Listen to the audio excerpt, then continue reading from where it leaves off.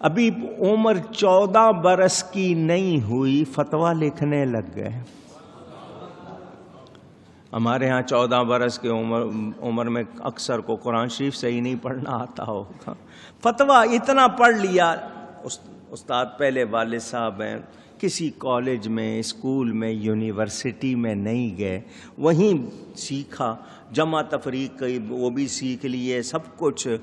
اور حالت یہ، عربی میں سوال آتا ہے عربی میں جواب دیتے ہیں، فارسی میں سوال آتا ہے فارسی میں جواب دیتے ہیں، شعر میں سوال آتا ہے شعر میں جواب دیتے ہیں، 2 سطروں کا 3 سطروں کا سوال آتا ہے تو جواب میں 200 صفحے لکھ دیتے ہیں، تاکہ کسی اور کتاب کو دیکھنے کی ضرورت نہ بنے۔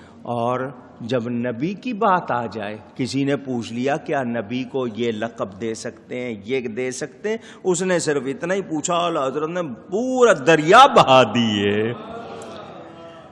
کسی نے آپ کو خط لکھا تو آپ کے نام کے ساتھ حافظ احمد رضا لکھ دیا۔ عربی میں رضا ہے، اردو والے رضا کہہ لیتے ہیں، اصل لفظ رضا ہے، رے کے نیچے زیر ہے، احمد رضا، لیکن کوئی رضا کہہ رہا ہے تو جھگڑے کی بات نہیں ہے۔ تو اس نے آپ کے نام کے ساتھ حافظ لکھ دیا۔ حافظ ہمارے ہاں اس کو کہا جاتا ہے جس نے قرآن یاد کیا ہو۔